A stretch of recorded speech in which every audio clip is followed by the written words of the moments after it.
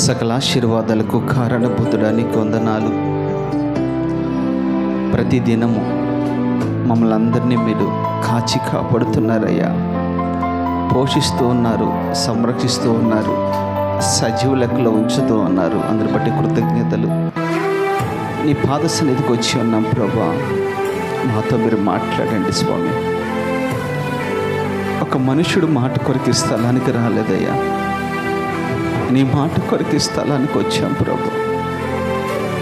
అబ్రహాముతో, ఇస్సాకు, యాకోబులతో మాట్లాడిన ఆ మాటలు మాతో కూడా మీరు మాట్లాడండి, మమ్మల్ని దర్శించండి. మేము ఎలా బ్రతకాలో, ఎలా జీవించాలో, ఎలా మీ కొరకు వైరాగ్యముగా ఈ లోకంలో ఉండాలో కృపనివ్వండి ప్రభా. అర్థం చేసుకునే మనసును, గ్రహించే హృదయమును, ఆచరించగలిగిన మంచి ఆత్మీయ అనుభవాలు మా అందరికీ మీరు దయచేయమని యేసు నామములో అడుగుచున్నాము తండ్రి, ఆమేన్, ఆమేన్. కూర్చుందాం. సర్వాధికారియు నిరంతర స్తోత్రార్హుడైన యేసుక్రీస్తు అతి శ్రేష్టమైన ఉన్నతమైన నామంలో మీ అందరికీ నా ప్రేమ వందనాలు, కృతజ్ఞతలు తెలుపుతూ ఉన్నాను. దయచేసి మీ అందరూ కూడా ఈ లైవ్లో ఈ వాక్యం వినాలని ప్రభుపేట మీకు మనవి చేస్తున్నాను. మరి ఎంతమంది వింటున్నారో సబ్స్క్రైబ్ చేసుకుని నాకు తెలియదు, కానీ ఖచ్చితంగా మీరు ఈ మాటలు వినాలి, అనేక మంది పంపించాలని ప్రభుపేట మీకు మనవి చేస్తూ ఉన్నాను. ఎస్తేరు గ్రంథాన్ని మనం మళ్ళా ధ్యానం చేస్తూ ఉన్నాం. వచనం వెంబడి వచనంలో ఉన్న సత్యాలను పరిశుద్ధాత్మ దేవుడు మనకు బోధిస్తూ ఉన్నాడు. అక్షరములో నుంచి ఆత్మీయతను బోధించడానికి పరిశుద్ధాత్మ దేవుడు నాకు సహాయం చేయనుగాక. ఒక్కొక్క మాటను జాగ్రత్తగా మీరు ముద్రించుకోండి, మీ హృదయంలో రాసుకోవాలని ప్రభుపేట మీకు మనవి చేస్తూ ఉన్నాను. దేవుడి కృప మీకు దయచేయునుగాక. చూద్దామా? మీ పరిశుద్ధమైన గ్రంథాలు తెరిచి ఎస్తేరు గ్రంథము 6వ అధ్యాయము 14వ వచనం నుంచి చదువుకుందాం. వారు ఇంకా మాటలాడుచుండగా రాజు నపుంసకులు వచ్చి ఎస్తేరు చేయించిన ఈ విందుకు రమ్మని హామానును త్వరపెట్టిరి. చాలమ్మ. పోయిన వారము అతని మీద నీకు విజయము కలగదు అనే మాట మీద మనం వాక్యం విన్నాం. ఎందుకు అతని మీద మనకు విజయం కలగదు అని అంటే, అతడు యూదుడు గనుక. యూదుల్లో ఏ లక్షణాలు ఉంటాయి అని మనం విన్నాం. ఒకరికి తల వంచడు, ఒకరి కింద దాసత్వం కలిగి ఉండడు, ఒకరికి నమస్కారం చేయడు, ఏ సమస్య వచ్చినా దేవుని సన్నిధిలోకి వెళ్ళి ప్రార్థన చేస్తాడని మనం విన్నాం. అందుకనే అతని మీద నీకు విజయం కలగదు అని మనం విన్నాం.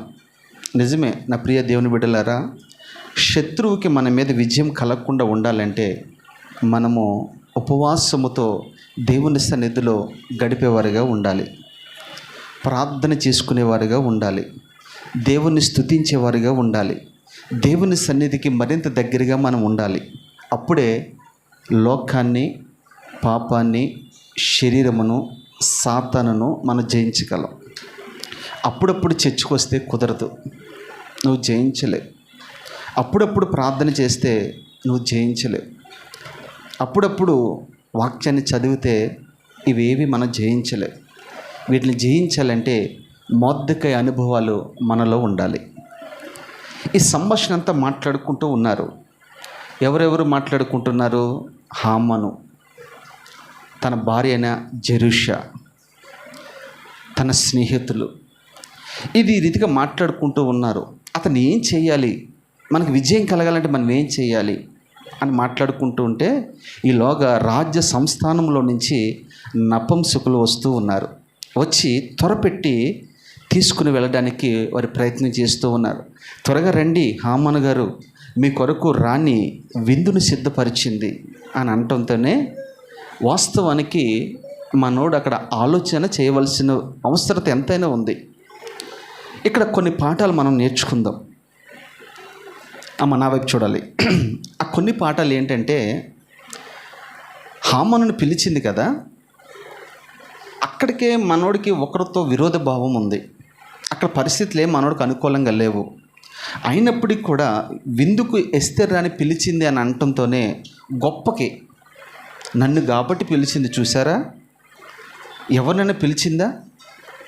ఎవరినైనా ఆహ్వానించిందా? నన్ను కాబట్టి పిలిచింది అన్నట్టు కాళ్ళు రెక్కరేసుకుంటూ వెళ్ళాడు. ఎందుకు వెళుతూ ఉన్నాడు అని అంటే మరణించడానికి వెళుతూ ఉన్నాడు హామాను, భోజనానికి కాదు. ఎందుకు వెళ్తున్నాడు తెలుసా?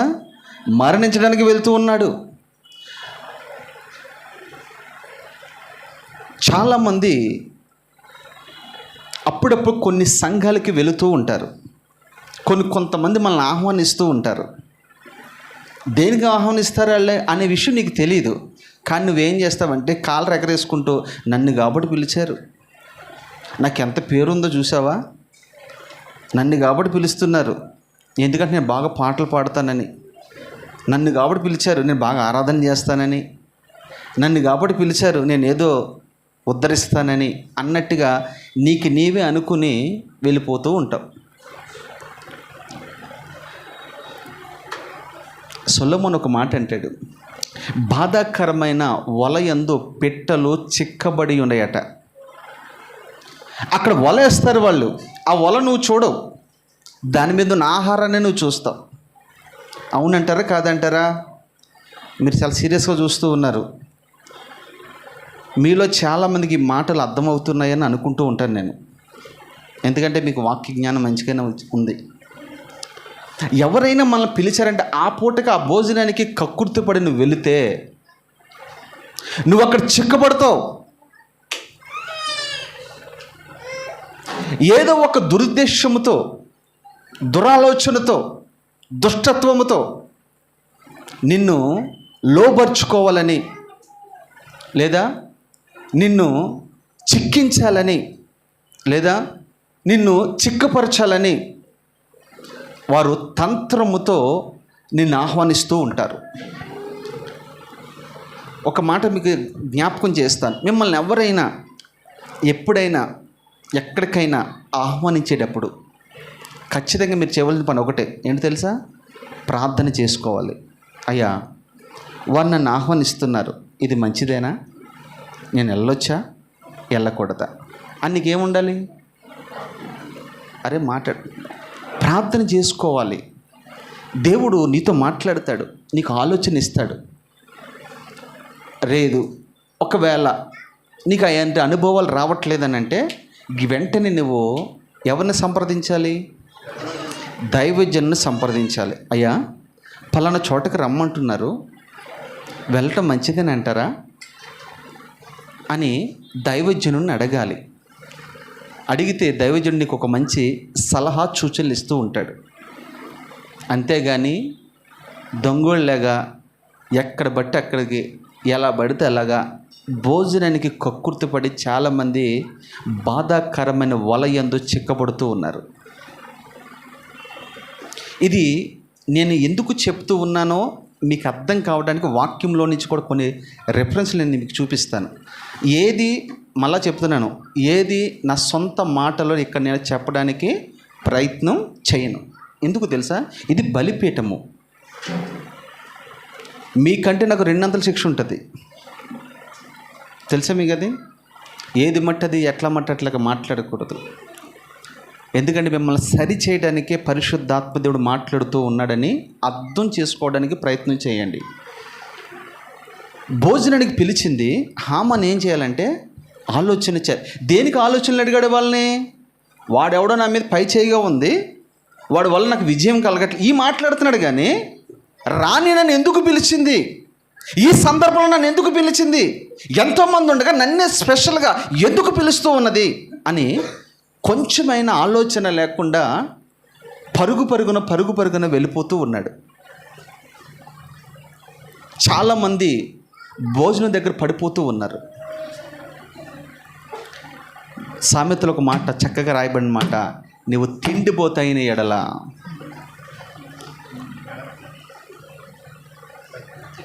రాదా? కత్తి పెట్టుకోవాలి. చిక్కం కాదురా బాబు, కత్తి పెట్టుకోవాలి. ఏం పెట్టుకోవాలి? ఆ మాటకు రాయబడి ఉంటుంది సామెతల గ్రంథంలో. నీవు తిండిపోతే అయిన ఎడల నీ గొంతుకి ఏం పెట్టుకోవాలి తెలుసా? కత్తి పెట్టుకోవాలి. సామెతల్లో చాలా మాటలు భోజనం గురించి రాయబడింది. అవి ఎర్రగా కనపడతాయి, నీకు రుచికరంగా కనపడతాయి. అవి నిన్ను మోసం చేస్తాయి, నిన్ను చిక్కిస్తాయి. తస్మాత్ జాగ్రత్త అని బైబిల్లో చక్కగా ఆ మాటలన్నీ రాయబడి ఉన్నాయి. నేనేమంటానంటే, ఒకటి, ఇలాంటి అనుభవాలు వచ్చినప్పుడు 3 విషయాలు చెప్పాను. ఒకటి, నువ్వు ప్రార్థన చేసి దేవుడిని అడగాలి. రెండోది, దైవజనుడి సలహా తీసుకోవాలి. మూడోది, వాక్యం చదవాలి. వాక్యం ప్రతి దానికి సమాధానం చెప్పిద్ది. అవునంటారా కాదంటారా? అది మనం నేర్చుకుంటే ఎక్కడ ఏ విషయంలో నువ్వు చిక్కబడవని ఒక దైవజనుడిగా నేను చెప్తూ ఉన్నాను. భోజనం ద్వారా చిక్కబడిన వారు ఎంతోమంది బైబిల్లో ఉన్నారు. సమయాన్ని బట్టి నేను త్వర కొన్ని విషయాలు మీ ముందుకు తీసుకొస్తాను. వాటిని మీరు ఖచ్చితంగా అండర్లైన్ చేసుకోవాలి. ఇలాంటి సందర్భం వచ్చినప్పుడు అక్కడ చేయి పెట్టి మీరు ప్రార్థన చేయాలి. చూద్దాం, మీ పరిశుద్ధమైన గ్రంథాలు తెరుద్దాం. నెంబర్ 1, హామానును విందునకు పిలిచిన ఎస్తేరు. రాసుకోండి, హామానును ఈ విందుకు పిలిచిన ఎస్తేరు. ఎందుకు పిలిచింది అనే కారణం గురించి మనం కొన్ని విషయాలు చదివితే, సంఖ్యాకాండము 25 అధ్యాయము 12 నుండి 20 వరకు చదువుకుందాం. నీవు అతనితో ఇట్లనుము, అతనితో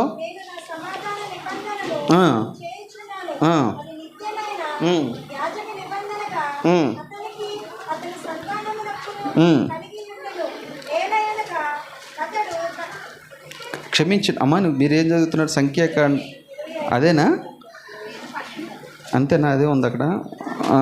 ఒక్క నిమిషం అమ్మ. అక్కడ మనోడు సంఖ్యాకాండంలో ఎవరుంటారు అక్కడ?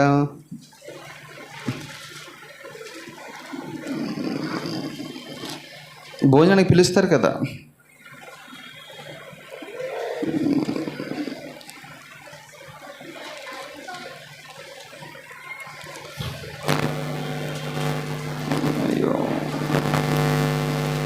అయ్యో చెప్పరేసినట్టున్నానే. బాలాకు భోజనానికి పిలుస్తాడు కదమ్మా. ఎవరు పిలుస్తాడు? బిలామును బాలాకు పిలుస్తూ ఉంటాడు. ఆ సందర్భం ఉందా అక్కడ లేదా?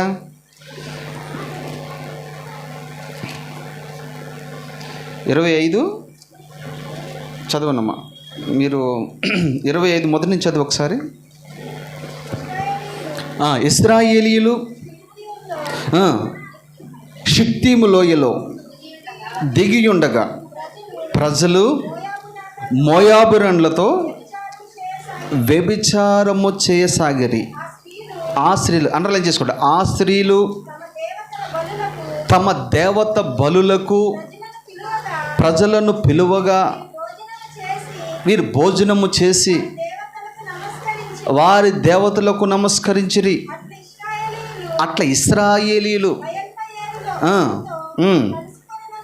వాళ్ళతో కలిసిపోయినందున వారి మీద యెహోవా కోపము రగిలి కొనగా, అప్పుడు మోషేతో ఇట్లా,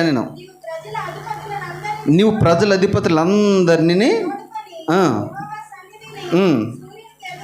అమ్మ ఇక్కడ చూసు, సూర్యునికి ఎదురుగా వారిని ఉరితీయము, అప్పుడు యెహోవా కోపాగ్ని ఇశ్రాయేలు మీద నుండి తొలగిపోవునని చెప్పాను. చాలు, ఇదే మాట. నేను ఇందాక కొంచెం తప్పు రెఫరెన్స్ రాసినట్టున్నాను. మీరు వెంటనే వాక్యము ఒక్కొక్కసారి దైవజన్, నేననే కదా, ఎవరైనా పొరపాటున ఒకటి చెప్పబోయి ఇంకోటి చెప్పారనుకో, వెంటనే మీరు ఏం చేయాలి తెలుసా? సరి చేసేవారుగా ఉండాలి. ఎలాగ ఉండాలంటే బెరయ సంఘస్థులాగా ఉండాలి. ఇక మేము ఏది చెప్తే మీరు అది అవునంటాం, మేము ఏదంటే అది ఓకే అంటాం కాదు. ఈ మాట నేను చాలాసార్లు వాక్యంలో చెప్పాను. చెప్పానా లేదా? మీరు వెంటనే గుర్తుపట్టాలా లేదు మీరు? అంటే దీన్ని బట్టి మీరు వాక్యం చదవరు అనమాట. రైట్. ఇక్కడ ఎస్తేరు హామానును భోజనానికి పిలిచినట్లుగానే ఇక్కడ బాలాకు అనే రాజు ఇజ్రాయేల్ ప్రజలను భోజనానికి పిలుస్తూ ఉన్నాడు. ప్రేమతో పిలవట్లా, వాళ్ళకి ఏదో కడుపు నింపాలని పిలవట్లా, వాళ్ళని ఏదో ఘనపరచాలని పిలవట్లా, వాళ్ళని ఏదో గొప్ప చేయాలని పిలవట్లా. ఎందుకు పిలుస్తూ ఉన్నాడంటే వారిని ఏ విధము చేతనైనా వ్యభిచార ఊబులోకి దింపి వారికి భోజనం పెట్టి యెహోవాకి కోపం రేపి వారిని చంపాలి అనే ఒక కుయుక్తి చేత, దేని చేత? కుయుక్తి చేత. ఈ రోజున చాలామంది కుయుక్తి చేత సేవ చేస్తూ ఉంటారు.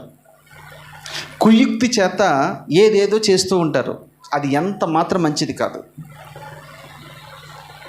ఇది పరిశుద్ధమైన పరిచర్య.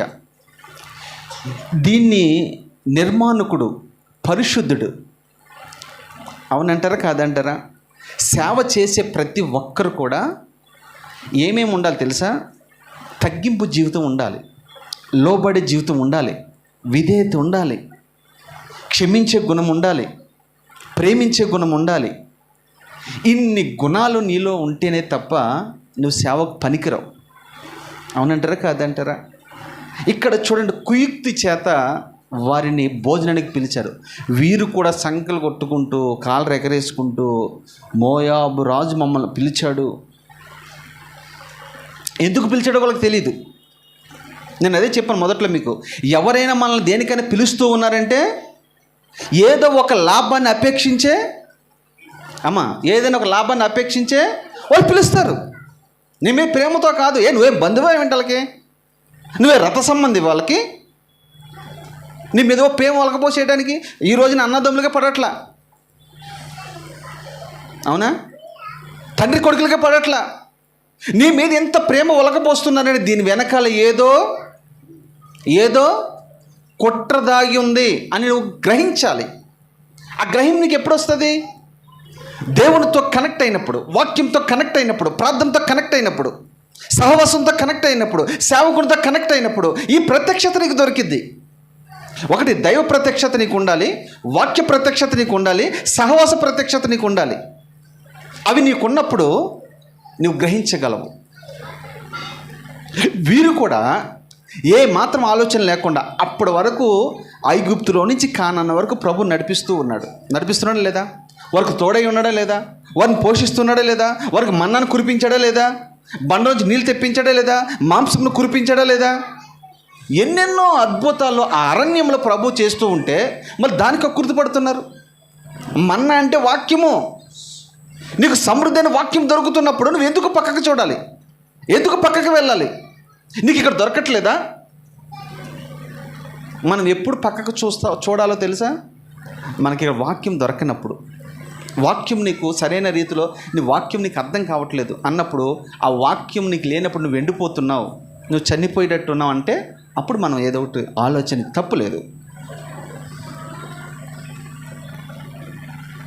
ఇలాంటి మోసగాళ్ళు, మోసం చేసేవారు ఎంతోమంది వస్తారని ప్రభు ముందుగానే చెప్పాడు. వారి గొర్రె చర్మం కప్పుకున్న తోడేళ్ళు, వారి మందను కనికరించరు. ఈ రోజుల్లో మీరు ఏం తెలుసుకోవాలి తెలుసు? ఎక్కువ శాతం ఎవరు మంచివారు, ఎవరు చెప్పండి, ఎవరు చెడ్డవారు, ఎవరు సరైన సేవకులు, ఎవరు అబద్ధ సేవకులు. అది ఎవరు దేవుని చేత పిలువబడిన వారు, ఎవరు తనంతట తాను పిలువబడి వచ్చిన వారు. ఈ రెండింటిని కంపేర్ చేసే జ్ఞానం నీకు ఉండాలి. ఏముండాలి మనకి? డబ్బుందని, పలుకుబడి ఉందని, కండబలం ఉందని, గుండె బలం ఉందని, ఏవేవో బలాలు ఉన్నాయని సేవకు రాకూడదు. బలమున్నవాడు దేవుని సేవ ఈ లోకంలో చేయలేడు, ఎప్పటికీ జరగదు. కాస్త నీకు ముందు అలా అనిపించేస్తుంది తప్ప తర్వాత నీ జీవితంలో నష్టం. నేను అంటాను, సౌలు పౌలుగా ఉన్నప్పుడు లేదా పౌలు సౌలుగా ఉన్నప్పుడు అతను బలవంతుడే కదా? బలవంతుడే కదా? అంతటి బలవంతుడు ఒక రోజున అంటాడు, అయ్యా నేను ఎంత బలహీనున్నో, దేవుని కృప తప్ప నాకు మరొకటి ఏది లేదని అంటాడు. అంతేనా? నేను పరిచయం చేయగలుగుతున్నాను కృప. సేవ చేయాలంటే మన బలంతో మనం ఎప్పుడూ చేయలేం. కేవలం దేవుని కృప ద్వారానే మనం సేవ చేయగలం. ఈ మోయాబీరాండ్ల దగ్గరికి ఇశ్రాయేలీలు వెళుతూ ఉన్నారు. ఎందుకు వెళ్తున్నారు? వాళ్ళు భోజనానికి వెళ్తూ ఉన్నారు. భోజనానికి వాళ్ళు ఏం చేశారు తెలుసా? ఫస్ట్ వాళ్ళు బలికి రమ్మని పిలిచారు. దేనికి పిలిచారు? బలికి రమ్మని పిలిచారు. బలికి వెళ్ళిన తర్వాత వాళ్ళు విగ్రహాన్ని చేసే ముందు ఖచ్చితంగా, ఈరోజు కూడా సాంప్రదాయం ఏంటి తెలుసా? హిందూస్కి ఏదైనా పండుగ చేసేటప్పుడు ఖచ్చితంగా వారు బలిని ఇస్తారు. ఆ బలి ఇచ్చిన మాంసమును వాళ్ళు చక్కగా వండి పెడతారు. అది మనం తినకూడదు, దాని జోలికి మనం వెళ్ళకూడదు. అయితే భోజనం వండి పెడుతూ ఉంటే వీళ్ళు చక్కగా తింటూ ఉన్నారు. తిన్న తర్వాత వాళ్ళకు వడ్డించేవాళ్ళు ఎవరు తెలుసా? అందరూ స్త్రీలే. అందరు స్త్రీలు వడ్డిస్తూ ఉన్నారు. వడ్డిస్తూ వాళ్ళని చూసి వీళ్ళు పాపంలో పడిపోయారు. పడిపోయిన తర్వాత వాళ్ళు అంటున్నారు, భోజనం అయిపోయి రండి, మా దేవుడికి ఆరాధన చేద్దాం రండి అని అక్కడికి తెలిసి ఆరాధన చేపించారు. ఇదంతా దేవుని కోపం రేగి విపరీతంగా కోప్పడి ప్రభు వెంటనే సూర్యుని కింద కొన్ని వేల మందిని ఉరి తీసి చంపేశాడు.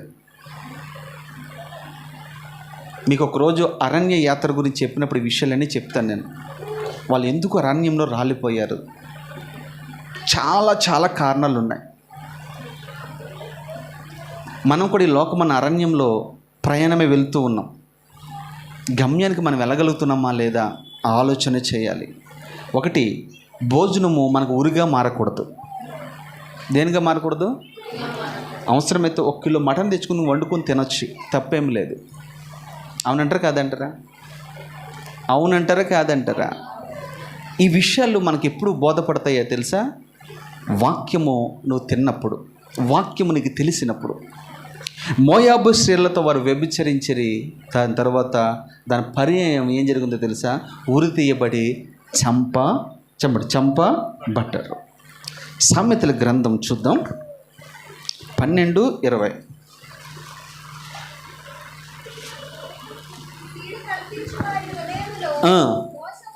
అమ్మ ఇది అండర్లైన్ చేసుకోండి, ప్రతి ఒక్కరు అండర్లైన్ చేసుకోవాలి. ఇక్కడ కీడు కల్పించు వారి హృదయములో మోసము కలదు, సమాధాన పరుచుటకై ఆలోచన చెప్పువారు సంతోషభరితులగుదురు. చూడండి, హృదయంలో ఏముందంటే వాళ్ళకి మోసం ఉంది, హృదయంలో కపటం ఉంది, హృదయంలో వేషధారణ ఉంది. పైకి ఏం మాట్లాడతారు తెలుసు వాళ్ళు? బ్రదర్ ప్రైజ్లాడు, బ్రదర్ అక్క ప్రైజ్లాడు, అక్క బాగున్నారు అక్క, ఇట్లా మాట్లాడుతూ ఉంటారు. ఏ సంఘానికైనా మీరు ఆలోచన చేయవలసిన ఒక విషయం ఏంటి? ఖచ్చితమైన 100% చెప్తున్న మాట ఒకటే, భోజనాల కొరకు మన సంఘాలకి వెళ్ళకూడదు. భోజనం కొరకు సంఘాలకి మనం వెళ్ళకూడదు. దేనికి సంఘానికి మనం వెళ్ళాలి? వాక్యం కొరకే వెళ్ళాలి, అంతే. శరీర సంబంధమైన ఈ దేహం కొరకు మీరు భోజనానికి వెళ్ళారనుకో, ఎప్పుడో ఒక రోజున మీరు రాలిపోతారు. ఈ సంఘంలో వాక్యము దొరుకుతుందా లేదా? సంఘంలో స్వస్థతలు దొరుకుతున్నాయా? అద్భుతాలు జరుగుతున్నాయా? ఆశ్చర్యకారాలు జరుగుతున్నాయా? ఇవి కాదు కావాల్సిన మనం చూడవలసింది, వాక్యమును మీరు చూడాలి. ఈ వాక్యం నాకు దొరుకుతుందా లేదని. వాక్యం అని పునాది మీరు ఎప్పుడైతే కట్టబడతారో మీ జీవితం ఎప్పటికీ కూడా 100 ఫలభరితంగా మార్చబడును గాక. వాళ్ళ హృదయంలో కపటం పెట్టుకుని వారు మనల్ని ఆహ్వానిస్తూ ఉంటారు, పిలుస్తూ ఉంటారు. అందుకని హృదయము బహు చెడ్డది, అది బహు మోసకరమైనది, మోసం చేస్తుంది, అది ఘోరమైన వ్యాధి కలిగినది. ప్రభువే చెప్తూ ఉన్నాడు అన్నమాట. హృదయంలో ఒకటి ఉంచుకుని పైకి ఒకటి మాట్లాడతారు కొంతమంది. మనము ఖచ్చితంగా నీకు ఏముండదు తెలుసు, వాక్య ప్రత్యక్షత ఉంటే ఇది అవునా కాదా అని నువ్వు అర్థం చేసుకోగలుగుతావు. మన సంఘంలో ఒక కుటుంబం ఉంది, వాళ్ళ పేరు నేను చెప్పను కానీ వాళ్ళని చాలామంది ప్రేరేపిస్తూ ఉన్నారట. ఒకసారి ఆమె మన చర్చికి రమ్మని ఆమెను అడిగితే ఆమందంట, అమ్మ మీ చర్చిలో భోజనాలు ఏమి ఉండవు కదా, మా చర్చిలో ప్రతి ఆదివారం భోజనాలు ఉంటాయి, మీరు చక్కగా రావచ్చు, శుభ్రంగా తిని వెళ్ళొచ్చు అన్నారట. కానీ వాళ్ళ భార్య భర్తలు ఇద్దరు అన్నారట, భోజనానికి కకృతిపడే అంత దీనస్థితిలో మేమైతే లేము అని చెప్పారట. ఏం చెప్పారు వాళ్ళు? భోజనానికి కకృతిపడి చర్చికి వచ్చే ఆ ఆత్మీయ భ్రష్టత్వంలో అయితే మేము పొరపాటున లేము అని చెప్పారంట. ఎందుకు ఆ మాట అలా చెప్పిందంటే నాకు ఆ మాట చాలా నెలల తర్వాత వినపడింది. అప్పుడు నేను వాళ్ళు చూసి చాలా సంతోషపడి దేవుని స్తుతించాను. ఎందుకు తెలుసా? వాళ్ళు వాక్యానికి బాగా చెప్పండి, వాక్యానికి బాగా మన సంఘంలో కొంతమంది స్త్రీలు ఉన్నారు, వాళ్ళు కూడా ఇదే మాట అంటూ ఉంటారు. ఏమైనా భోజనాలు పెడదామంటే అంటారు, అన్న ఎందుకన్నా ఆ ₹1 ఉంటే, కొన్ని అమౌంట్ ఉంటే మనకు ముందు చర్చ అవసరం కదా, దానికి ఉపయోగపడతాను కొంతమంది తల్లులు అంటాం కూడా నేను విన్నాను. ఎందుకు విషయం చెప్తున్నాను తెలుసా? మనకి నువ్వు ఆత్మీయతలు ఎదిగావు అని అంటే నీ నోటి ఎలాంటి మాటలు మేము వినాలి. సేవకుడు విన్నప్పుడు సంతోషపడతాడు, అంతేగాని ఆ పూట కొరకు ఆ పూట కలిసి వస్తుందిలే అన్నట్టుగా నువ్వు వెళ్ళావనుకో, అది నీకు ఉరి, అది నీకు పాప, అది నేను పట్టుకుంటుంది. కింద వల ఉంటుంది, పైన భోజనం ఉంటుంది. మీరు అదే పెట్టలు వెళ్తాయి కదా, పైన ఏం చూస్తాయి కానీ కింద వల చూస్తాయా? చూడవు. ఆ తింటూ ఉండగానే అలా వలలో చిక్కబడతాయి. చిక్కబడిన తర్వాత నువ్వు వదిలించుకోలేవు. ఈ కడవర దినాల్లో ఇలాంటివి ఎక్కువ జరుగుతూ ఉన్నాయి. ఆలోచన చేయండి. అందుకని ఎస్తేరు భోజనానికి పిలుస్తుంది. పిలవట్ల.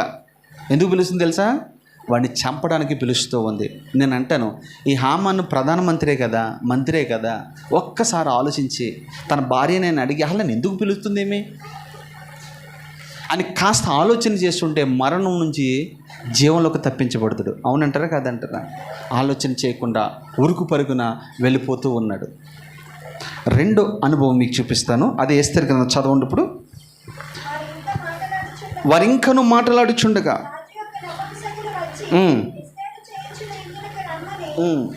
7:1 చదవం. అది అయిపోయింది కదా. నెక్స్ట్ 7:1 రాజున హామనును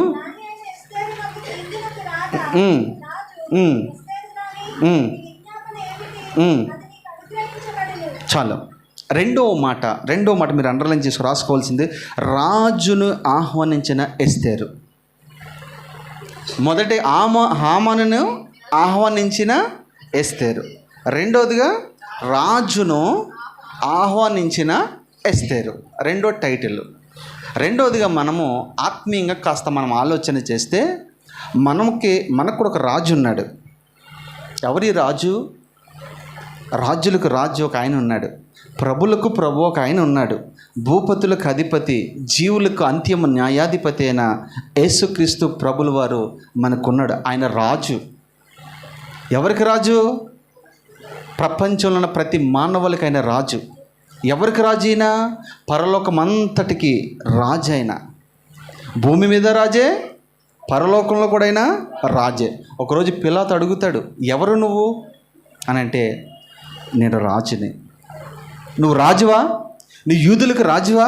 ఎస్, నువ్వు అన్నట్టే నేను రాజుని తను ప్రకటించుకున్నాడు ప్రభు. ఈయన రాజని ఎవరు గుర్తించారో తెలుసా? ఒక శత్రువు గుర్తించాడు.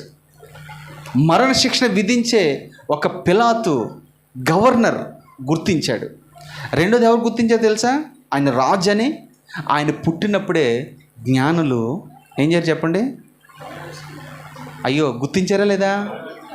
యూదుల రాజు ఎక్కడో పుట్టాడట అని వస్తూ కానుకలు తీసుకొచ్చారు, సాంబ్రాన్ని తీసుకొచ్చారు, బోళం తీసుకొచ్చారు లేదా? కొన్ని వేల దూరం ప్రయాణమే వస్తూ వచ్చారు. కానీ వాళ్ళు చేసిన పొరపాటు ఏంటంటే, రాజు ఇంట్లో పుడతాడేమో అనుకున్నారు. కానీ ఈ రాజు అలాంటోడు కాదు. ఈ రాజు పేదోళ్ళ ఇంట్లో పుట్టే రాజు, పశుశాలలో పుట్టే రాజు. ఈ రాజు ఎందుకు అందులో పుట్టాడు? నిన్ను రాజగృహంలో పెట్టడానికి. ఈ రాజు ఎంత తగ్గింపగలిగిన వాడు కదా.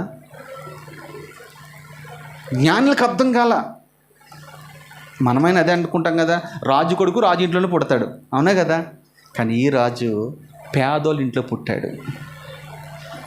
ఈ రాజుని ఎస్తేరు తన ఇంటికి ఆహ్వానిస్తూ ఉంది. నేను అడుగుతున్న చిన్న ప్రశ్న, అమ్మ నా వైపు చూడ, తల్లులు, మీరు ఎప్పుడైనా ఈ రాజుని ఆహ్వానించారా?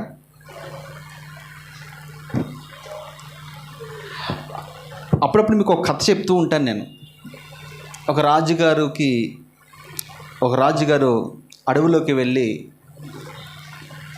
షికారు చేస్తూ లేదా ఎంజాయ్ చేస్తూ ఉంటే ఒక సింహ బారిన పడినప్పుడు ఒక ముగ్గురు యవ్వనస్తులు ఆయన కాపాడిన తర్వాత ఆ రాజు ఊరకనే పంపిస్తాడా? అరే బాబు, మీరు నన్ను కాపాడగా మీకు ఏం కావాలని అడిగితే ఒకడు అన్నాడు, ఏమి లేదయ్యా, నాకు ఎప్పటి నుంచో కోరుకుంది, ఒక అందమైన అమ్మాయి కావాలి, పెళ్లి చేసుకోవాలన్నాడు. సరేరా బాబు, చిన్న కోరిక ఏముంది, అందమైన అమ్మాయిని ఇచ్చి పెళ్లి చేశాడు. రెండోవాడు అడిగాడు, నీకేం కావాలి? నాకు ఏమొద్దండి, ఒక 2 ఎకరాల పొలం, ఒక మంచి బిల్డింగు, ఒక మంచి కారు కావాలన్నాడు. అది ఇచ్చాడు. కానీ మూడోవాడు మాత్రం ఏం అడగట్లా. ఏదో అడగరా, ఏం కావాలి నీకు? చాలాసార్లు అడిగితే లాస్ట్లో ఒక మాట నెమ్మదిగా అన్నాడు, అయ్యా మీరు మా ఇంటికి వచ్చి భోజనం చేయండి అయ్యా అని అన్నాడు. ఏమన్నాడు? నేను భోజనం చేయడం నీకేం వస్తుంది, నేను భోజనం చేస్తే అసలు వస్తుందో లేదో తర్వాత మీకే తెలుస్తుంది, ముందు మీరు భోజనానికి రండి. ఆ పేదవాడు భోజనానికి పిలిస్తే సరేరా, నువ్వు పిలిచాక నీ మాట ఇచ్చాను కాబట్టి ఏదో ఒక రోజు ఖచ్చితంగా వస్తానన్నాడు.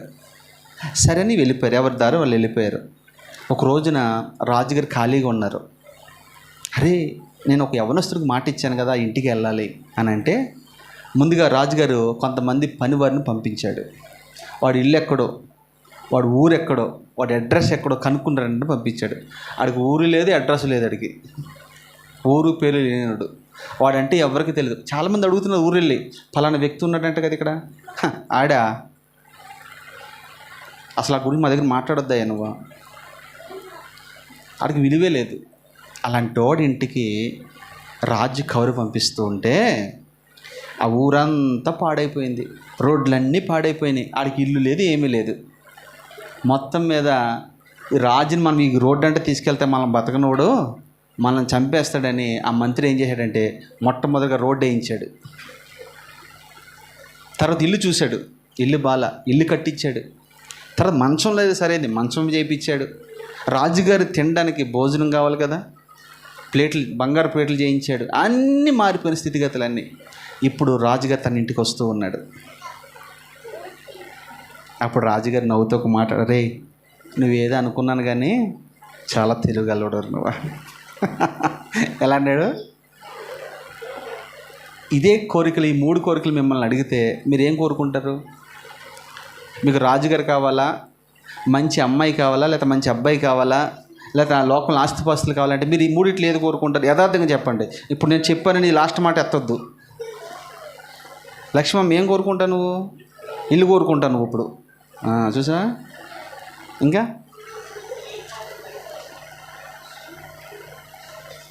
శాంతి ఏం కోరుకుంటుందో అర్థం కావట్లేదు. ఏం కోరుకుంటావు అమ్మ నువ్వు? అమ్మా భోజనానికి రమ్మంటావా? రైట్. అట్లా మీరు ఏం కోరుకుంటున్నారు? ఇక్కడికి వచ్చి చాలా తెలివిగా ఇక్కడికి వచ్చి మనము అందరిలాగా నాకు అది కావాలి ఇది కావాలని కాదు. వాక్యంలో ఒక మాట రాయబడింది, ఎవడైనను నా నీతిని నా రాజ్యాన్ని మొదటిగా వెతికిన ఎడల వారికి ఏది అవసరమో వారికి నేను అనుగ్రహిస్తాను అన్నాడా లేదా? మొదటిగా నా నీతిని, ఇది అడగడం మనం ఆ యవ్వనస్తుడి ద్వారా మనం నేర్చుకోవాల్సిన పాఠం అది. ఒక సామాన్య లోక రాజే తన ఇంటికి వెళ్తే తన స్థితిగతులు మారిపోయినప్పుడు ఆ రాజు నీ ఇంటికి వస్తే నీ స్థితిగతులు మారవా? ఎస్తేరు తల్లిని మీరు గమనించండి, తన ఇంటికి పిలిచింది రాజుని. ఒకటి తెలుసా మీకు, ఆ రోజుల్లేంటి ఈ రోజుల్లేనండి, ఒక వ్యక్తితో మనం సమాధానం పడాలి, మన బాధ అంతా పంచుకోవాలంటే మనం ఏం చేయాలి? ఇంటికి ఆహ్వానించాలి. దేనికి? భోజనానికి ఆహ్వానించి నెమ్మదిగా మాట్లాడడానికి మన ప్రయత్నం చేయాలి. ఆ రాజుని తన ఇంటికి పిలిచి ఎన్నో విషయాలు ఎస్తేరు తల్లి మాట్లాడింది. అలా పిలిచిన వారు చాలామంది బైబిల్లో ఉన్నారు. ఒక్కొక్కటిగా మనం చూద్దాం. లూకా సువార్త 7:44. లూకా సువార్త 7వ అధ్యాయము 44 నుంచి 47 వరకు చదువము.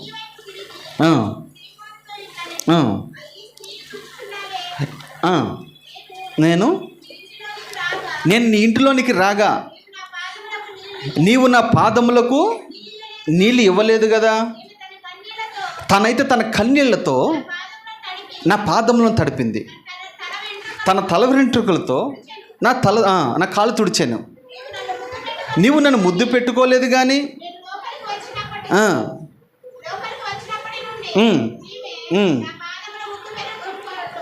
ముద్దు పెట్టుకుంటూ ఉండేది.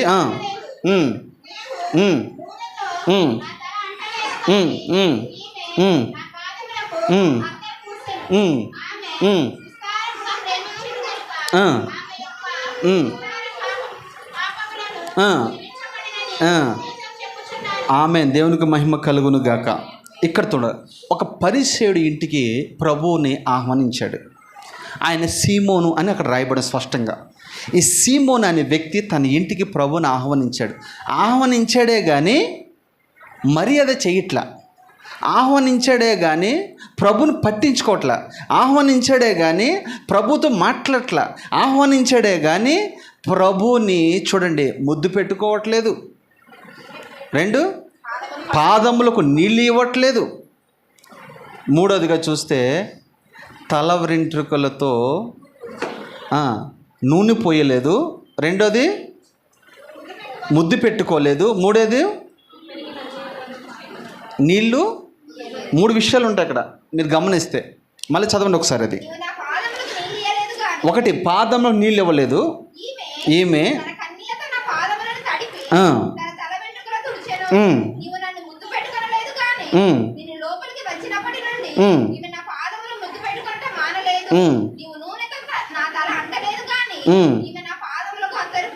ఈ 3 విషయాలు మీకు అర్థమైంది. 1 అత్తరు, 2 నీళ్ళు, 3 ముద్దు. ఈ 3 విషయాలు మీకు చెప్తాను. మొట్టమొదటిగా నీళ్ళు ఇవ్వాలి ప్రభువుకు. మనం నీళ్ళు అని అంటే ఏంటంటే పరిశుద్ధాత్మ గుర్తు, లేదా వాక్యానికి గుర్తు, లేదా ఆత్మల సంపాదనకు అది గుర్తుగా ఉంది. అవునా కదా? పరలోకంలో ప్రభు శిలువ మీద ఉన్నప్పుడు ఏమడిగాడైనా? దాహం దాహం దాహం అని అడిగాడు. అవునా లేదా? ఏ దాహం అది? ఆత్మల దాహము. మనము మన ఇంటికి ప్రభుని ఆహ్వానించినప్పుడు ప్రభు మనల్ని అడిగేది ఇదే, నా కోసం నువ్వేమైనా చేసావా అని అడుగుతాడు. అప్పుడు నువ్వేమనాలి తెలుసా? అయ్యా నేను నీ దాహాన్ని తీరుస్తూ ఉన్నానని చెప్పాలి. మనం చర్చికి వెళ్తున్నామని కాదు, పాటలు పాడుతున్నామని కాదు, ఏదేదో చేస్తున్నామని కాదు. ఒక్క ఆత్మనైనా నువ్వు రక్షించగలుగుతున్నావా? ఏది? నీ ప్రవక్తను బట్టి, ఏది నీ సాక్ష్యాన్ని బట్టి, ఏది నువ్వు దేవుని సన్నిధిలో ఎదిగే విధానాన్ని బట్టి ఫలభరితంగా నువ్వు మార్చబడితే, వాక్యోపదేశము లేకుండా నీ సత్ప్రవక్తను బట్టి అనేక మంది ప్రభు సన్నిధికి వచ్చేదరని వాక్యము స్పష్టంగా మాట్లాడుతుంది. మీరు ఇంతమంది ఇక్కడ కూర్చున్నారు కదా, మీ ద్వారా ఒక ఆత్మ అయినా రక్షించబడిందా? మీకు తెలుసా? మీ ద్వారా ఒక ఆత్మ రక్షించబడితే నేను సంతోషిస్తాను, నాకంటే 1000 రెట్లు పరలోకం సంతోషిస్తుంది. ఎందుకు తెలుసా? పరలోకం అంటుంది, ఒక పాపి మారు మనసు పొంది రక్షణ పొందితే పరలోకమంతా సంతోషించును అనే బైబిల్ చక్కగా రాయబడింది. నేను అంటాను, ఎవరినెవరినో మనం సంతోష పెట్టాలని ప్రయత్నం చేస్తూ ఉంటాం. అవునా కదా? కానీ ఎవరైనా పరలోకాన్ని సంతోష పెట్టాలని ప్రయత్నాలు చేస్తున్నారా? మా నాన్న సంతోష పెట్టాలని ఒక ఆమె అంటుంది, మా అన్నను సంతోష పెట్టాలని ఒక ఆమె అంటుంది, లేకపోతే మా అయ్యగారిని సంతోష పెట్టాలని ఒకరు అనుకుంటారు. మీరు మమ్మల్ని సంతోష పెట్టాలి లేదో దేవుడు ఎరుగు, కానీ దేవుని సంతోష పెట్టడానికి మీరు చేయవలసిన పని ఒకటే. ఏంటి తెలుసా? ఆత్మలను సంపాదించాలి. ఎంతమంది సంపాదించారు ఆత్మలను?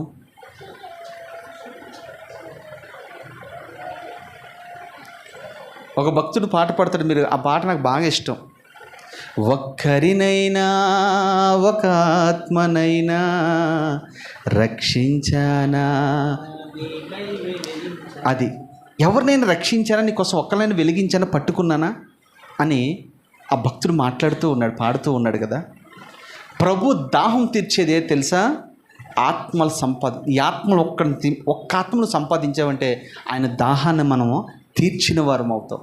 నేను అంటాను, ఏదో నాకు కావాలి నీకు కావాలి మన ప్రభుని అడగటం కాదు. ప్రభువా, నీ దాహం నేను ఎలా తీర్చాలి, నీ ఆకలిని ఎలా తీర్చాలి, మిమ్మల్ని ఎలా నేను సంతోషపెట్టాలి అనే ప్రయత్నం మనం చేయాలే కానీ మనకేదో కావాలని ఇక్కడ అడగటం కాదు. అది చిన్నపిల్లల మనస్తత్వం. ఒకటి ఆమె ఏం చేసింది తెలుసా? నీళ్ళు ఇచ్చింది. రెండోది ఏముంది తెలుసా అక్కడ? రెండోది ఏముంది అక్కడ? కన్నీళ్లతో పాదాలు కడగాలి. ఎందుకు కన్నీళ్లతో పాదాలు కడిగిందో తెలుసా? నువ్వు దేవుని సన్నిధికి వచ్చిన తర్వాత ఒక కన్నీళ్ళు బొట్టైనా నీ కళ్ళలో నుంచి బయటికి రాలాలి. నేను అంటాను ఒక మాట, మీరు ఒకళ్ళకి కన్నీరు రాల్చారనుకో ఈ మేట మీద పడుతుంది, అవునా? అది వ్యర్థమైపోతుంది అని మీరు అనుకుంటారు. కానీ నేనేమంటానంటే వాక్యం ఏమంటుందంటే, మీరు ఎవరైతే కన్నీళ్ళు కారుస్తూ ఉన్నారో ఒక బుడ్డు ఉంటుంది, కన్నీళ్ళ బుడ్డి అంటారు దాన్ని. దాంట్లో మీ ప్రతి కన్నీటి బొట్టు అందులో దేవుడు రాసి దాంట్లో పెట్టి దానిపైన పలానా జాన్ ప్రవీణ్ది ఇది, పలానా ఎబెనేజర్ది ఇది, పలానా రాజన్నది ఇది, పలానా ఇస్సాకుది ఇది అని అందులో రాల్చిన ప్రతి కన్నీటి బొట్టు బుడ్డులో భద్రపరుస్తూ ఉంటాడు. తెలుసా మీకు? మనం అలా రీతిగా ఇక్కడికి వచ్చిన తర్వాత కాదు, ఇంటికాడ ఉన్నా ఎక్కడున్నా ఆత్మల కొరకు, సంఘం కొరకు, నశించిపోతున్న వారి కొరకు కన్నీరు విడిచేవారుగా మనం ఉండాలి. అది నువ్వు చేయలేదు సీమోను, నువ్వు నాకు నీళ్ళు ఇవ్వలేదు సీమోను, నువ్వు కన్నీళ్ళు రాల్చలేదు సీమోను. మూడోది ఏమిటో తెలుసా? మూడోది ఏంటి? ముద్దు పెట్టుకునలేదు. ముద్దు పెట్టుకోవటం అంటే ఏంటి తెలుసా? కొంతమంది కపటంగా ముద్దు పెట్టుకుంటారు. ఆ ముద్దు కాదు. ఏ ముద్దు పెట్టుకోవాలి తెలుసా? మనం వాక్యమును ముద్దు పెట్టుకోవాలి. దేని ముద్దు పెట్టుకోవాలి? వాక్యాన్ని ముద్దు పెట్టుకోవాలి. అంటే వాక్యం ముద్దు పెట్టుకోవడం అంటే రోజు బైబిల్ ఓపెన్ చేసి ఇలాగా అని ఒక ముద్దు ఇచ్చేసి అమ్మా అందులో పెట్టేమన్నా అంటే ఆ మాటకున్న అర్థం ఏంటి? వాక్యం చదవాలి, చదివి మనము విశ్వసించాలి, లేదా దేవుని మనం ఘనపరిచేవారుగా ఉండాలి. వాక్యం చదవడం అంటే ముద్దు పెట్టుకోవడం అంటే అది అర్థం. దాని తర్వాత నాలుగోది ఏముంది? నూనె అంటే అభిషేకానికి గుర్తది. అభిషేకానికి గుర్తు. నీ ఇంటికి వచ్చినప్పుడు యేసయ్యను మనము అభిషేకించేవారుగా మనం ఉండాలి. దేనితో?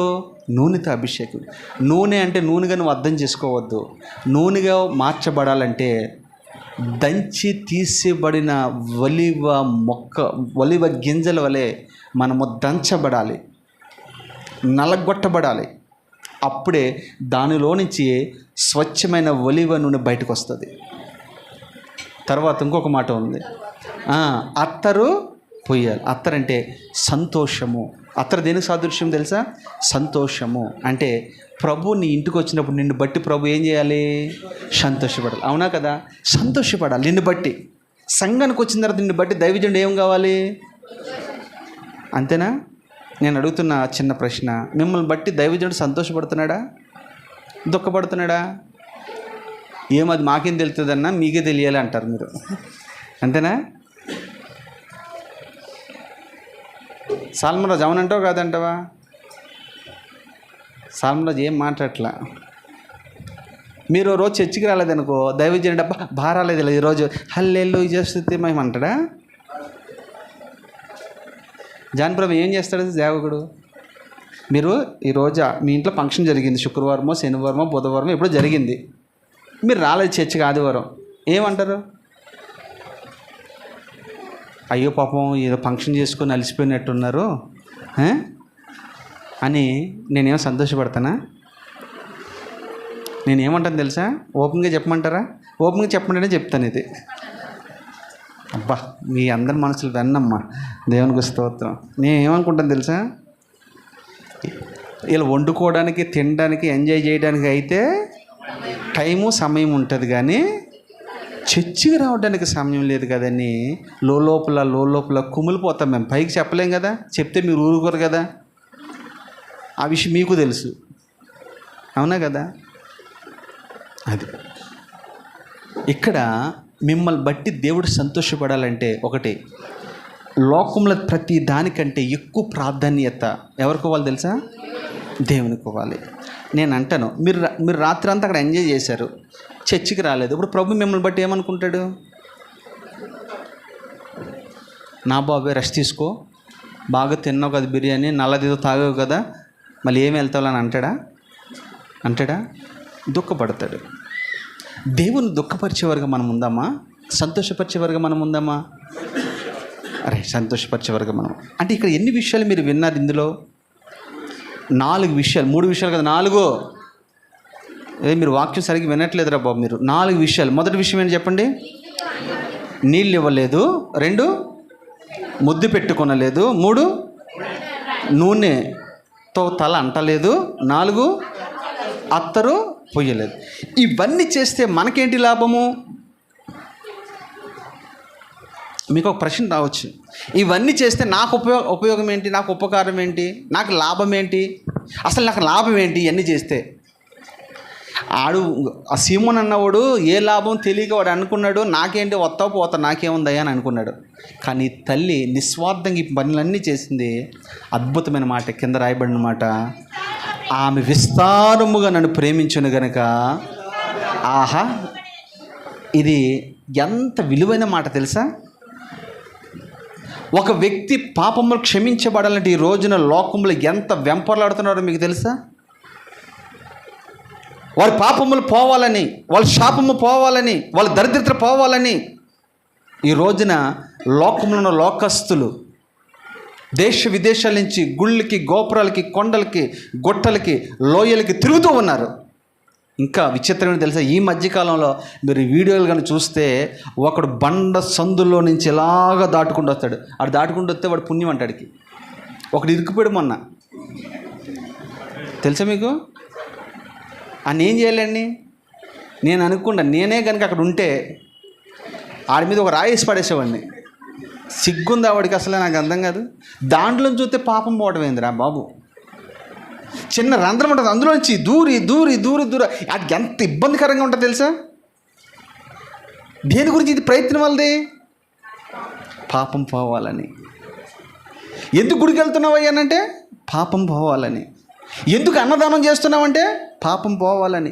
ఎందుకు గోదానం చేస్తున్నావంటే పాపం పోవాలని. ఎందుకు వస్త్రదానం చేస్తున్నావంటే పాపం పోవాలని. ఎందుకు రక్తదానం చేస్తున్నావంటే పాపం పోవాలని. అంతేనా? మనం దానం చేస్తాం ఎప్పుడు తెలుసా? క్రిస్మస్ కేక్ ఎడతాం కొంత. ఇది ఎందుకు తెలుసు? ఇవన్నీ అవి చేసినంత మాత్రాన నీ పాపం పోదు. యేసుక్రీస్తు రక్తము చేత ప్రతి పాపము కడగబడును. ఆయన రక్తంలోనే పాపానికి క్షమాపణ దొరికిద్ది, ఇంకా దేనిలో మనకి దొరకదు. 2 అంత విలువైనది, అంత యోగ్యమైనది రెండోది ఏదైనా ఉందంటే మనం దేవునికి ఈ 4 అనుభవాలు చేస్తే మన విస్తార పాపములన్నీ కూడా క్షమించబడతాయి. ఒకటి ఆయన రక్తం చేత అయితేనే క్షమించబడుతుంది. 2వ మార్గం ఒకటి ఉంది మనకి. ఏంటి తెలుసా? ఈ 4 పనులు మనం చేయాలి. ఏ 4 పనులు? నీళ్ళు ఇవ్వడం,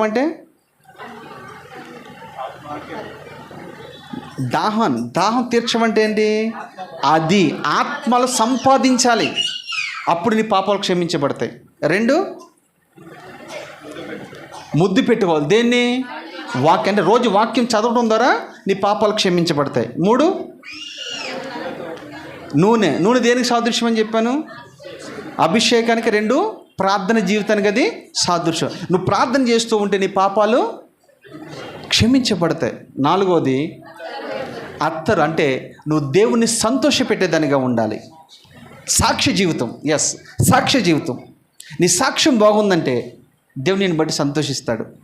ఇదే ఇక్కడ మంచిగా పాటలు పాడి మంచిగా చేసి లోకంకి వెళ్ళిన తర్వాత, లోకస్తుల్లో కలిసిపోయిన తర్వాత వాళ్ళలాగా నువ్వు ప్రవర్తించడం నిన్ను బట్టి దేవుడి నామం దుఃఖపరచబడుతుంది, అవమానపరచబడుతుంది.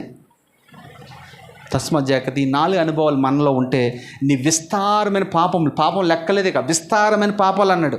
ఆ పాపాలన్నీ కూడా క్షమించబడునుగాక. 2 అనుభవాలు మీరు విన్నారు. 3వదిగా అదే లూకా సువార్త 19:1. త్వరగా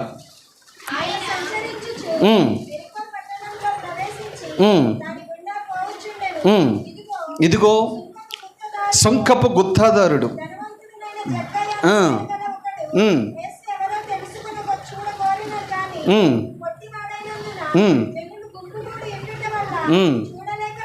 చాలు అమ్మ, నేను మిగతా నేను చెప్పేస్తాను, టైం లేదు కాబట్టి త్వరగా మీకు చెప్తాను, అర్థం చేసుకోండి. ఈ పొట్టువాడిన జక్కయ్య ప్రభుని చూడడానికి వెళ్ళాడు, చూడలేకపోతున్నాడు. ఒకవేళ పొరపాటున చెట్టు కింద దిగితే రాళ్ళతో కూడా చంపేస్తారు మనోడిని. ఎందుకంటే వీడు అన్యాయస్తుడు, అక్రమస్తుడు, వడ్డీ వ్యాపారం చేసేవాడు. వడ్డీ వ్యాపారం చేసేవాడిని రాళ్ళతో కూడా చంపేయాలని బైబిల్లో చెప్తుంది. వడ్డీ వ్యాపారం చేస్తే ఏం చేయాలి? వడ్డీ వ్యాపారం చేయొచ్చా? చేయకూడదా? చేస్తే ఏమవుతుంది? ఇక్కడ ఆ రీతిగా చేస్తూ ఉంటే ఎందుకు ఒక రోజున మారు మనసు కలిగింది మనోడికి. కలిగి ఏం చేయడు తెలుసా? ప్రభుని చూడాలనుకున్నాడు, చూశాడు, ఆశ అయితే ఉంది, కానీ ప్రభు అని పిలిస్తే ఎక్కడ చంపేస్తారని భయం వేస్తుంది మనోడికి. కొంత తను కనుపరుచుకుంటే యూదులంతా కక్ష కట్టారు, చంపేస్తారని భయం వేస్తుంది. చెట్టున ఒక పొదలో అలాగా దాక్కుని కూర్చున్నాడు పాపం. ప్రభు మనసు ఎరిగినవాడు కదా, చూచుచున్న దేవుడు కదా. అక్కడికి వచ్చిన తర్వాత జక్కయ్య కిందకి రా అని పిలిచాడు. వెంటనే దిగాడు. అయ్యా, ఈరోజు నీ ఇంటికాడికి నేను రావాలని ఆశపడుతున్నాను అని అన్నాడు. వీళ్ళందరూ అనుకుంటున్నాడు వాడి దగ్గరికి వెళ్తాం ఏంటాడు, మంచోడు కాదుగా. మనం అనుకునే మాట మనకి ఎవరైనా పడలేదనుకో, వాళ్ళ ఇంటికి ఎందుకు వెళ్ళాడు అంటామా లేదా?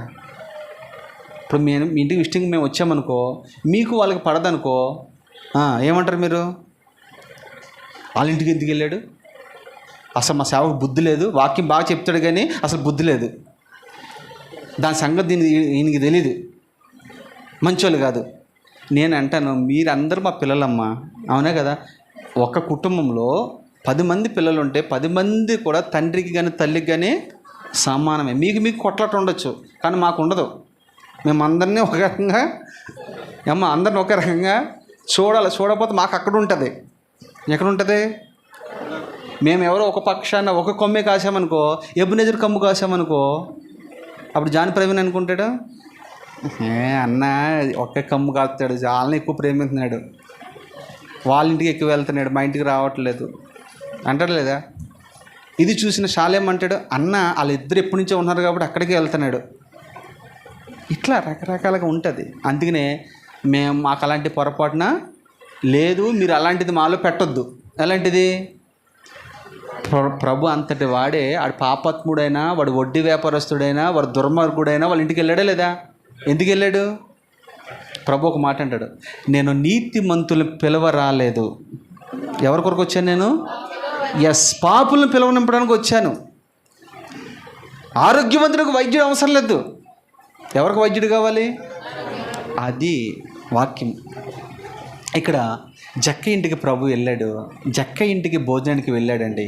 భోజనానికి వెళ్ళిన తర్వాత జక్క ఎప్పుడైతే ప్రభుని ఆహ్వానించాడో తన ఇంట్లో ఉన్న అక్రమంతా బయటికి వెళ్ళిపోయింది. ఆ ఇంటికి ఏమొచ్చింది తెలుసా? రక్షణ వచ్చింది.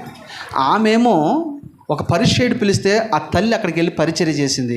ఆమెకి ఏం లాభం వచ్చింది? అక్కడ పాపాలన్నీ క్షమించబడ్డాయి. మరి జక్క తన ఇంటికి ఏసని పిలిచాడు, ఏమొచ్చింది? ఈయనకి రక్షణ. తనకు మాత్రం వచ్చిందా? తన ఇంటి వారందరికీ. ఏసైనా మన ఇంటికి పిలిస్తే రక్షణ మీకోసం. అది రక్షణ అంటే.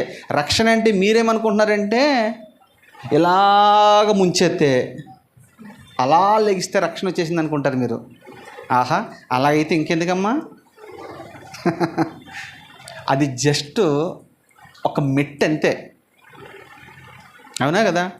ఇలా ముంచితే అలా తెలితే రక్షణ వచ్చేస్తే రోజు మొలకొచ్చి చాలామంది వచ్చి ఇక్కడ అట్లా రక్షణ రాదు. రక్షణ అంటే ఏంటి తెలుసా? పశ్చాత్తాపడాలి. ప్రభు చెప్పకుండానే, ప్రభు నీతో మాట్లాడకుండానే, ప్రభు నేను కదిలించకుండా ఉండగానే నువ్వేం చేయాలి తెలుసా? ప్రభు అక్కడ భోజనం చేస్తూ ఉంటాడు, ఇక్కడ నువ్వు అన్నీ సర్దేలు ఈలోగా. ఏమని? ఈ అక్రమంతా బయటకు పోవాలి. ప్రభు అప్పుడు అసలు మనోడిని ఏ ఒక్క మాట కూడా అనలేదండి ప్రభు. రే, నీ గురించి అందరూ ఇలాగ అంటున్నారా, ఒరే జక్కయ్య ఎందుకు ఈ పనిలా అని ఒక్క మాట అన్నాడా? ఏమనలేదంటే ఒక్క మాట కూడా మాట్లాడదు ప్రభు. అయితే జక్కయ్యకు ఉన్న మారు మనసు, నిజంగా జక్కయ్యని నేను నిజంగా పరలోకం వెళ్ళిన తర్వాత చూడాలనిపిస్తుంది నాకు. మీరు మొన్న ఒకసారి క్వశ్చన్ మిమ్మల్ని అడిగాను, మీరేమన్నా తెలుసా? మోషన్ చూడాలని ఒకరు, తర్వాత అబ్రహాం చూడాలని ఒకరు ఎస్తేరుని చూడాలని ఒకరు అనుకుంటున్నారు. ఇక్కడ రకరకాలుగా అనుకుంటారు. ఏసైని చూడాలని అనుకుంటున్నారు, అక్కడికి వెళ్ళిన తర్వాత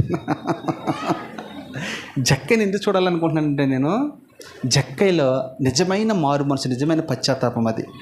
ప్రభు ఒక్క మాట కూడా మాట్లాడు, ఇంట్లోకి వెళ్ళాడు అంతే. అంటాడు, అయ్యా నేను ఎవరి దగ్గర అయితే తీసుకున్నానో వాళ్ళకి 4 అంతలు తిరిగి, అమ్మ ఎన్నంతలో? 4 అంతలు ఇచ్చేస్తాను. ఎంత మారు మనసు అది! అంత మాత్రమే కాదు, నాస్తులో సగము వాళ్ళకి రాసి ఇచ్చేస్తాను. ఎవరికి? బేదలకి. బైబిల్లో ఒక చక్కటి మాట ఉంటుంది, యెహోవాకు బేదలను కనికరించేవాడు లేదా బేదలకు అప్పు ఇచ్చేవాడు యెహోవాకే. ఇప్పుడు ఈ జక్కయ్య ఎవరికి అప్పు ఇచ్చినాడు అయ్యాడు తెలుసా? ఎవరికి? యేసయ్యకి అప్పు ఇచ్చినాడు అయ్యాడు. యేసయ్యకి అప్పు ఇచ్చినాడు అయ్యాడు. మీరు ₹1 పరిచర్లకు ఖర్చు పెడితే మీరు ఎవరికి అప్పు ఇచ్చినట్టు తెలుసా? నాకు కాదు, ఎవరికి ఇచ్చినట్టు? జీవనపాల్ దేవునికి ఇచ్చినట్లు. మీరు ఇక్కడ ₹1 ఖర్చు పెట్టారంటే మీ అకౌంట్, అక్కడ అకౌంట్లో మీ డబ్బులన్నీ చక్కగా భద్రంగా ఉంటాయి.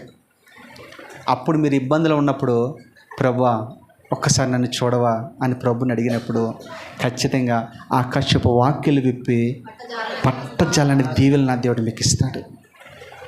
ఈ జక్కయ్య ఎంత అద్భుతంగా ఉన్నాడు చూడండి. అది రక్షణ అంటే. ములుగుతే రక్షణ కాదు, ప్రభు మన ఇంటికి రావాలి, అది రక్షణ. మన ఇంట్లో అక్రమంతా బయటికి వెళ్ళిపోవాలి, అది రక్షణ. నువ్వు బేదలను కనికరించాలి, అది రక్షణ. ఇప్పుడు అర్థమైంది రక్షణ అంటే ఏంటో? రైట్. 2 విషయాలు మీరు విన్నారు. 3వదిగా మనం చూద్దాం. అదే లూకా సువార్త 10:38.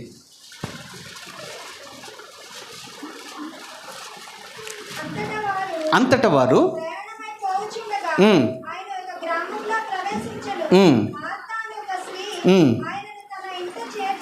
చాలమ్మా, ఈ ఒక్క మాట చాలు. ఇక్కడ బేతనియా అనే గ్రామం ఒకటి ఉంది. ఆ గ్రామంలో ప్రభు పలుమార్లు వెళ్తూ ఉన్నాడు, వస్తూ ఉన్నాడు. యోదయ, సమరయ, గలిలయ, యెరూషలేము ప్రాంతాలన్నీ ప్రభు తిరుగుతూ ఉన్నాడు. కానీ ఎవరైనా తన ఇంటికి పిలిచి భోజనం పెడతాడేమని ప్రభు ఎదురు చూస్తూ ఉన్నాడు. కానీ ఎవరు పిలవట్ల. కొన్ని ఒక ఇంట్లో 2 అక్కలు, ఒక తమ్ముడు ఉన్నారు. ఆ ఇంటి వారు ప్రభువుని తన ఇంటికి ఆహ్వానిస్తూ ఉన్నారు. అదే కదా మీరు చదివింది. ఇప్పుడు ఏమనుంది అక్కడ? మార్తా అనే ఒక స్త్రీ తన ఇంట చేర్చుకునేను. ఆ మాట చదువుకోండి, చేర్చుకోవాలి మన హృదయంలో దేవుణ్ణి ఎక్కడ చేర్చుకోవాలి మనం? ఎవరినెవరినో మనం చేర్చుకుంటూ ఉంటాం. అమ్మ వాళ్ళ వల్ల నీకు ఎటువంటి ఉపయోగం లేదు. స్టిల్ నేను ఇప్పుడు మళ్ళీ చెప్తున్నాను, ఎవరినెవరినో మన ఇంట్లో చేర్చుకుంటాం, ఎవరెవరికి ఆతిథ్యం ఇస్తాం, ఉపయోగం లేదు. నేను అంటాను, దేవుణ్ణి మన హృదయంలో చేర్చుకోవాలి. ఈ హృదయం మన ఇంటిలోనికి ప్రభువుని ఆహ్వానించాలి. మార్త అదే చేసింది. తన ఇంటిలో చేర్చుకుని ఆశ్రయం ఇచ్చి అవసరతలు తీరుస్తూ ఉంది, ఆకలి తీరుస్తూ ఉంది. తన ఇంట్లో చేర్చుకోవడం మాత్రమే కాదు, ఆశ్రయం ఇచ్చింది. ఆశ్రయం ఇవ్వటమేమే కాదు, ప్రభు ఆకలి తీర్చింది. ఆమె తీర్చిన తర్వాత ఈ రోజు ఇలా కొనసాగుతూ ఉంది. ఒకరోజు సడన్గా వాళ్ళ తమ్ముడు చనిపోయాడు. అప్పుడు మార్తా, మరియా ఇద్దరు ఒకే ఒక మాట అన్నారు. ఏమన్నారు తెలుసా? అయ్యా నువ్వు ఇక్కడ ఉండుంటే నా తమ్ముడు చనిపోయేవాడు కాదు అని అన్నారా లేదా? నా తమ్ముడు చనిపోయేవాడు కాదు. ఇద్దరు అదే మాట మాట్లాడారు. విచిత్రం ఏంటంటే ఇద్దరు ఒకే ఆత్మ పనిచేస్తుంది వాళ్ళు. అంటే ప్రభువుని మన ఇంట్లో చేర్చుకుంటే, లేదా ప్రభు మన ఇంటిలో ఉంటే మనకి 3వ లాభం ఏంటో తెలుసా? నీ ఇంటిలో లాజరు చనిపోడు. నీ ఇంటిలో ఎవరు చనిపోరు? లాజరు చనిపోడు. లాజరు అనే మాటకు అర్థము దేవుని సహాయము అని అర్థం. ఏం సహాయము? దేవుని సహాయము. మన ఇంట్లో దేవుని సహాయము పనిచేస్తుందా, చనిపోయిందా? దేవుని సహాయం మన ఇంట్లో పనిచేస్తుందా, చనిపోయిందా? ఒకవేళ చనిపోతే మళ్ళా ప్రభుని ఆహ్వానించు. ప్రభు ఎక్కడుంటే అక్కడ దేవుని సహాయం మనకు అందిస్తూ ఉంటాడు. దేవుని సహాయం చాలామందికి ఆగిపోయింది. మన ఈ ఫిలిం సిటీలో ఉంటున్నాం కదా, మన తెలంగాణ ఆంధ్రలో ఏంటంటే పెన్షన్ ఆగిపోయింది. ఇంకేం లేదు. ఇక ఈమెకి మొత్తం బీపీ ఎక్కువైపోద్ది. ఇక సడన్గా ఫంక్షన్ ఆగిపోయింది అంటే సడన్గా రేషన్ ఆగిపోయింది.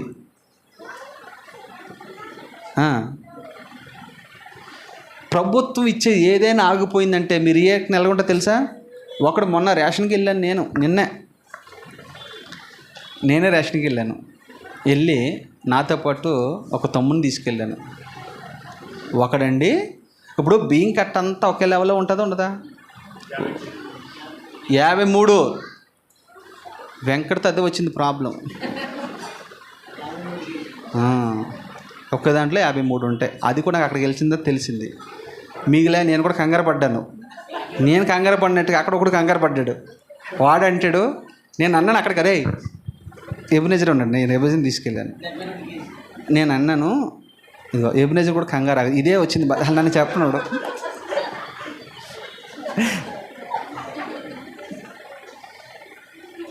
మీ దగ్గర వచ్చిన ప్రాబ్లం ఏంటంటే నాకు ఎక్కువ శాతం ఇదే, చెప్పనేరు. అక్కడ ఏం జరిగిందంటే రేషన్ తీసుకోవడానికి వెళ్ళాను నేను కూడా. నా ముందు ఒకడు ఆల్రెడీ తీసుకున్నాడు, ఒక యవనస్తుడు తీసుకుని, నేను అక్కడికి అంటా ఉన్నాను, ఏమన్నా తెలుసా, ఒరే బాబు అది ఖచ్చితంగా, అప్పుడు నేను కూడా వెంకట్లాగా 50 కిలోలు అనుకున్నాను. అతన్ని అడిగాను, ఎంత ఉంటుంది ఇదంటే 53 కిలోలు ఉంటుంది సార్ అన్నాడు. అదే మాట అడిగి పదే 2-3 సార్లు చెప్పాను. అన్నాడు, వింటున్నాడు కానీ కాస్త ముందుకెళ్తున్నాడు, సందేహపడుతున్నాడు. వింటున్నాడు కానీ ఆ బియ్యం కట్ట బయట తీసుకెళ్ళాడు, మళ్ళీ ఆలోచన. మొత్తానికి ఆడు 10 నిమిషాల తర్వాత అయినా కానీ ఆడు వచ్చేసాడండి. వచ్చి అంటాడు, ఇది ఎంత ఉంటుందో తెలుసుకోవాలన్నా నేను అంటాడు. అరే ఆయన పాపం నిజంగా ఆ రేషన్ షాప్ ఇచ్చి ఆయన చాలా ఓపిక మంతుడు. ఆయన ఏం చేయాలి తెలుసా, సార్ తీసుకురాదు, తీసుకొచ్చి తూకం వేసిన తర్వాత 53 కిలోలు ఉంది అది. అప్పుడు మనసు కుదుటపడి వాడికి వెళ్ళాడు. అది ఆడికి ఊరిని వచ్చిందే కదండి, నేను ఊరిని వచ్చిందే కదా, డబ్బులు కొన్నాడాడు. ఊరిని వచ్చిన దానికి ఇంత డిమాండ్గా ఉన్నాడంటే వాడు నిజంగా డబ్బులు కొంటే చంపేడు మనుషులెట్టుకొని, అవునా కదా, రాసి రంపాలను పెట్టేస్తాడు అలాంటి ఓడాడు. కానీ ఇక్కడ మనం చదువుకున్న దాంట్లో మీరు చూస్తే సహాయము అనేది దేవుని యొద్ద నుంచి రావాలి.